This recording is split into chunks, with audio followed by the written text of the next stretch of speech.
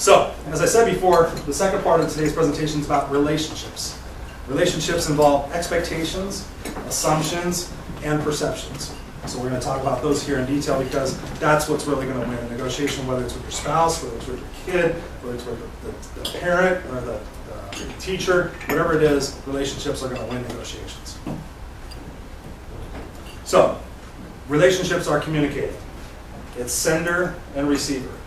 Right now, I'm up here thinking about my thoughts, encoding them into words, sending them to you, and you're processing them and figuring out how it's applicable to you. Now, I know that we can hear much faster than we can talk. So there's some of you out there looking at me, listening, and kind of going, okay, I'm getting part of this, but after this I got to go to the grocery store, I got to do my laundry, I got to do something. So the communication process is vital when you're communicating with either a sales rep or a customer, because you want to make sure you're actively participating in the communication process. So you want to make sure, number one, you think before you speak. That's super important. If you've ever had a personal relationship with somebody, if you actually said what you were thinking before you actually thought about it, what happened? I've had sales reps in my office who have said things that they didn't think about before they said. I've said things that I didn't think about before I said. Not so much for the relationship building process of it.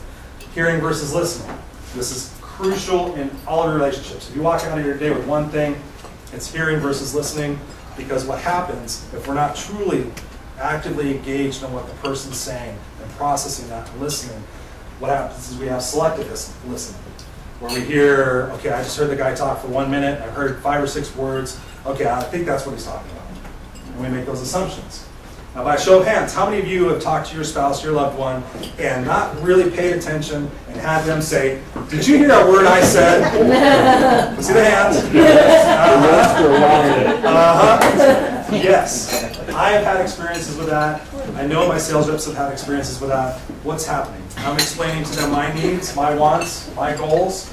They're picking up 80% of it, 60% of it, and then I say, so, do you understand what we're looking for? Oh, absolutely, Chris, absolutely, I got it.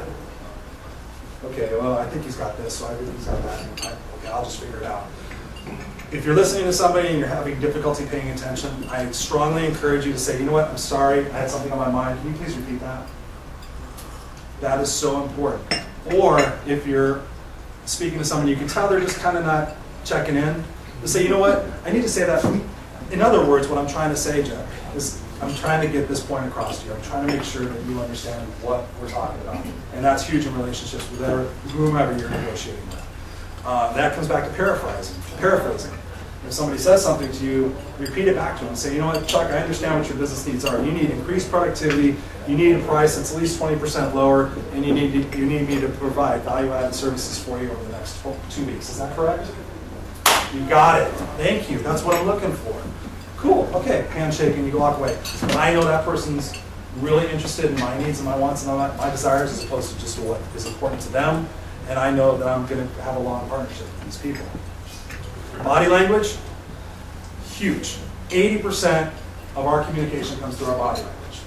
And so, as I mentioned before, we had the freight consultant that I negotiated with, walked into a business negotiation with some carriers.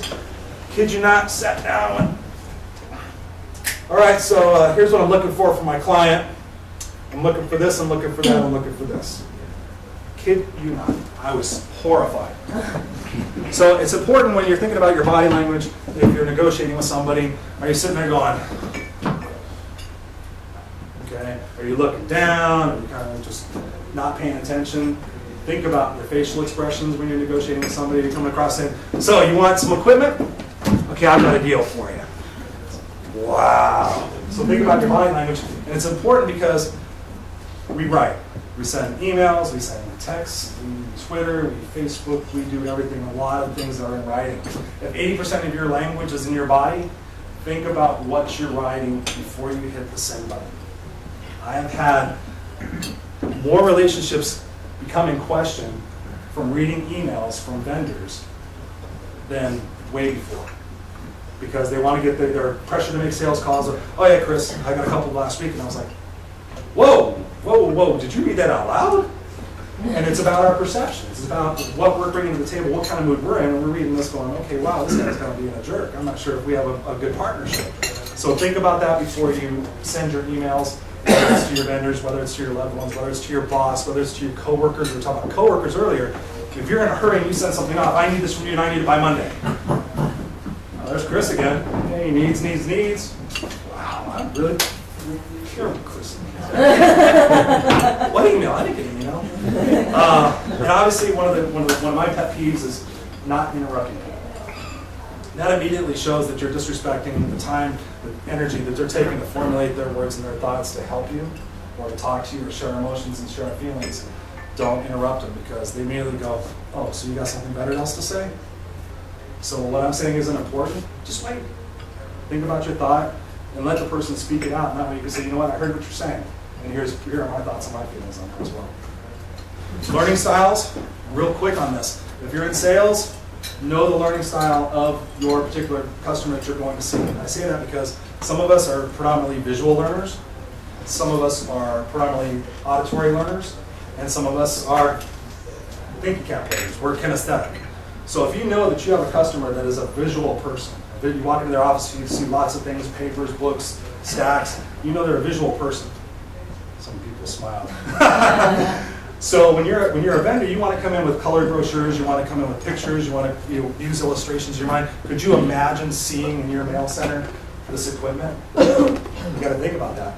Auditory people, they're the type of people you can give directions to and just say, okay, I need you to take a left at Smith Street, I need you to take a right at John's, and a left at ABC Avenue. They kind of gather that. They're auditory, they can program themselves. The rest of us, I'm a very visual person, I need to see a map. I need to see the line and how to get there. So visual people working with auditory people, if you don't understand that, can become a cause for conflict. Because if you just walk in there and say, okay, well, I've got this deal for you, and it's going to do this, and it's going to do that, and so what do you think? I'm thinking, okay, well, I need to see it. Also, a visual person walks into a person who is an auditory person and brings them all these colored graphs and all these pictures, and I don't need to see that, just give me the facts. What am I getting? What's the value? So it's very important in knowing that. And the kinesthetic people, they are the frustrating ones for me because I am like just a little excited, a little enthusiastic. So what do you think? What can we do? What can we do? What can we do? What's your decision? Okay. They have to roll it around with their tongues. They have to digest it. They have to see it, feel it, touch it, smell it, and then be able to give you a response. So if you know that you're dealing with something like that, don't manifest your frustration. Because you start manifesting your frustration, like, why can't this guy make a decision? Can he just say something? Can he just tell me what's going on? Can I help you with something? Wow, this guy's aggressive. I'm just trying to think about this. So consider the learning styles with your coworkers, especially. This is something you can see. We talk about getting things from our coworkers. We need to negotiate something. Sally, can I get this from you? I need it by 5 o'clock tomorrow to give it to this customer to close this deal. If you're thinking about that, well, what do you need? Okay, I need this and that. Can you write it down? Can you show me? If you know that person's visual, you walk in and say, you know what, can you really help me out with this? I got a deadline by 5 o'clock tomorrow morning. I need these 3 things. What can I do to help you? Oh, okay, great.